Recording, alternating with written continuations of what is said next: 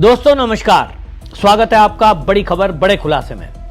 दोस्तों, मुस्लिम तुष्टीकरण का अगर अवार्ड देश में दिया जाए तो सबसे बड़ा अवार्ड वो जाएगा टीएमसी की ममता बनर्जी के नाम।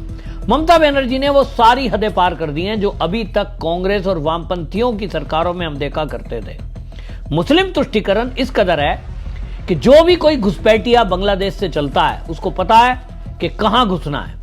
वो पश्चिम बंगाल की सीमा में एंटर करता है, फिर उसको पूरी फैसिलिटी मिलती है और उस फैसिलिटी के बाद वो पूरे भारत में नकली दस्तावेजों के आधार पर जो कि पश्चिम बंगाल में बनाए जाते हैं, फिर वो कहीं भी जाकर रहता है और अपना रोजगार करता है। कई लोगों ने नौकरियां प्राप्त कर ली, यहां शादी कर ली। लेकिन ममता बनर्जी अब जो चाल चल रही हैं वो चाहती हैं कि वेस्ट बंगाल में सरकारी नौकरियों में भी ये लोग घुसपैठ कर जाएं। बहुत सारे लोगों के पास स्थायी निवास प्रमाण पत्र बन चुके हैं, मूल निवास प्रमाण पत्र बन चुके हैं, वोटर कार्ड और आधार कार्ड सब कुछ बन चुका है। अब नंबर है उन्हें नौकरी देने का। तो ममता बनर्जी ने नियम कायदे कानून को ताक पे रखते हुए, बल्कि यूं कहें नियम ही परिवर्तन कर दिया। और जो ओबीसी है, ओबीसी में 113 जातियों की सूची को बदलकर 140 कर दिया। उसमें उपसमूह जो शामिल करे हैं वो मुस्लिमों की उपजाति 77 से बढ़ाकर 80 कर दी। अब आप समझें, और वो बढ़ाकर कर दी तो ओबीसी का कोटा, यानी उनको ओबीसी की कैटेगरी में ले आई। तो जो हिंदू है ओबीसी, एससी, एसटी, ओबीसी, ये हिंदू होने चाहिए। हमारे संविधान में लिखा है बाबा साहब भीमराव अंबेडकर ने। लेकिन यहां धर्म के आधार पर किसी को आरक्षण नहीं मिलेगा। लेकिन ममता बनर्जी ने ओबीसी के कोटे की लिस्ट जो है उसमें इनकी उपजातियों को शामिल कर दिया। तो मामला सुप्रीम कोर्ट में पेंडिंग है, लेकिन ममता बनर्जी इनको तत्काल लागू करना चाहती है। उनको लगता है कि चुनाव आएगा, अभी 1-2 साल है, लेकिन उसके पहले पहले ये यहां इस कार्रवाई को करना चाहती है और वो इनको नौकरियों में भर्ती करना चाहती हैं। और इसीलिए इन्होंने जो ये अधिसूचना जारी की 3 जून को, उसमें 140 उपसमूह को शामिल किया गया। उसमें से 80 मुसलमान और 60 गैर मुस्लिम को शामिल किया गया। तो ये जो है, अब आप सोचिए, जो इसमें शामिल किए गए हैं इसको लेकर के अब हाई कोर्ट में मामला पहुंचा था, क्योंकि भारतीय जनता पार्टी ने इस पर ऑब्जेक्शन उठाया था। और अब हाई कोर्ट ने इस पर संज्ञान लिया। तो जस्टिस तब्रत चक्रवर्ती और जस्टिस रामशेखर मंथा जो हैं, इन्होंने जो ममता बनर्जी सरकार ने अधिसूचना जारी की थी उसी पर रोक लगा दी है और इन्होंने सूची को भी रद्द कर दिया है। और ओबीसी जाति का प्रमाण पत्र के लिए जो पोर्टल ममता दीदी ने बनाया कि आप कोई भी जाकर इस पोर्टल पर एंट्री कर सकते हैं और फिर अपना शामिल हो सकते हैं, उसको भी हाई कोर्ट ने निलंबित कर दिया है। एक बड़ा झटका ममता बनर्जी को लगा है, लेकिन देश को यह समझने की जरूरत है कि कितनी खतरनाक राजनीति चल रही है।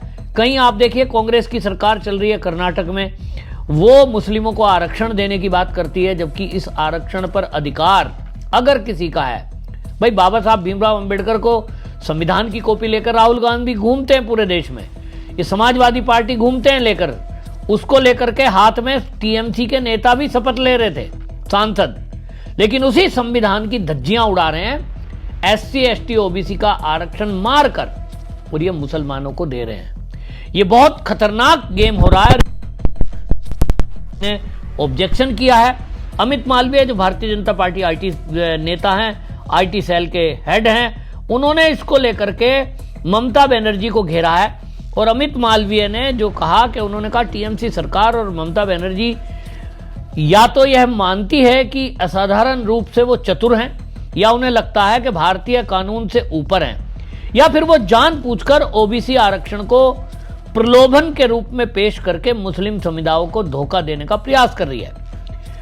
अमित मालवीय कहते हैं कि कलकत्ता हाई कोर्ट ने अपने 2024 के फैसले में यह स्पष्ट रूप से कर दिया था कि यदि कोई ओबीसी आरक्षण को फिर से लागू किया जाना है तो सरकार को नंबर 1 उसे सार्वजनिक सहमति बनानी होगी, नंबर 2 विस्तृत सूची प्रस्तुत करनी होगी जिसमें यह बताना होगा कि जनसंख्या के कौन से वर्ग ओबीसी दर्जे के लिए योग्य हैं और क्यों। मतलब आप ऐसे ही शामिल कर लेंगे, ऐसे नहीं चलेगा। तो हाई कोर्ट ने कहा कि उचित अधिसूचनाएं जारी करनी होंगी और सूची को विधानसभा के समक्ष प्रस्तुत करना होगा। साथ ही यह भी बताना होगा कि किसे शामिल किया गया है और किसे बाहर किया जा रहा है और इसका आधार भी क्या है। अमित मालवीय कहते हैं कि अजीब बात तो यह है कि पश्चिम बंगाल सरकार ने हाई कोर्ट के इन निर्देशों का कतई पालन नहीं किया और तृणमूल सरकार ने यह मान लिया कि वो भारतीय कानून को दरकिनार कर सकती है, अदालत के निर्देशों की अनदेखी कर सकती है। कल के इस फैसले में, यानी वो जो फैसला हाई कोर्ट ने लिया, उस पर अमित मालवीय कहते हैं कि ये हाई कोर्ट की टिप्पणी थी बाकायदा कि इतनी जल्दबाजी क्यों है। जब मामला सुप्रीम कोर्ट में पेंडिंग है तो ऐसे में आप जल्दबाजी क्यों लागू करने में कर रहे हो, नए नए नियम लाते हो, कभी 2013 का नियम ले आते हो। अगर पिछले नियम को काट किया तो 2013 के नियम की आप बात करते हो। ममता बनर्जी को असल में यह एहसास है कि नए प्रस्ताव ओबीसी कोटे में 88% मुसलमानों को आवंटित करना संवैधानिक सिद्धांतों का उल्लंघन होगा, या फिर उन्होंने जानबूझकर ऐसा किया है। पूरी उम्मीद थी न्यायिक हस्तक्षेप होगा। सच्चाई अब पहले से कहीं ज्यादा स्पष्ट है। ये मुसलमानों में असुरक्षा की भावना पैदा करने और अपने वोट बैंक को मजबूत करने के लिए एक सोची समझी चाल है, एक असंवैधानिक और निंदनीय राजनीतिक चाल ये ममता बनर्जी की है। दूसरे और पोस्ट में जो अमित मालवीय हैं वो एक फोटो को लगाते हैं जिसमें ओबीसी के आरक्षण पर प्रहार हो रहा है और वो कहते हैं कि ममता बनर्जी की जो बेशर्म तुष्टीकरण की राजनीति है अब वो दीवारों से टकरा गई है और कलकत्ता हाई कोर्ट ने मुसलमानों के लिए जो अवैध ओबीसी कोटे को खारिज कर दिया था, उसमें वोट बैंक की राजनीति के लिए संविधान को दरकिनार करने का उनका स्पष्ट प्रयास बताता है। यानी भारतीय जनता पार्टी ने इस मुद्दे पर ममता बनर्जी को बुरी तरह घेरा, तो हाई कोर्ट ने भी इस पर कड़ा संज्ञान लिया और हाई कोर्ट ने ममता बनर्जी की सरकार को फटकार लगाते हुए उनके इस कदम पर रोक लगा दी, पोर्टल को सस्पेंड कर दिया और उन्हें कहा कि आप पहले सुप्रीम कोर्ट में जो केस चल रहा है इसको लेकर उस पर इंतजार करिए, तब तक हम आपको ये कोई लागू नहीं होने देंगे। क्योंकि आपको जो गाइडलाइन हाई कोर्ट ने दी थी आपने तो वो मानी ही नहीं। भाई आपने सार्वजनिक सहमति बनाई क्या, ओबीसी कम्युनिटी से पूछा क्या, जो विपक्षी पार्टी है वहां पर भारतीय जनता पार्टी, उससे आपने राय मशवरा हुई क्या? हुई ही नहीं, क्योंकि विधानसभा में इस पर कोई डिबेट नहीं हुई, विधानसभा से पास नहीं हुआ, बस नोटिफिकेशन जारी कर दिया, आपने लागू कर दिया। तो आप एक डिक्टेटर की तरह पश्चिम बंगाल को चलाना चाहती हैं, ये नहीं होगा। हाई कोर्ट ने सीधा यही कहा है कि आप इस तरह से लागू नहीं कर सकती, तो ममता बनर्जी को हाई कोर्ट से बड़ा झटका लगा है। दूसरी तरफ ममता बनर्जी इस बात के लिए भी एक्सपोज हो गई है कि देखिए किस तरह का काम कर रही हैं।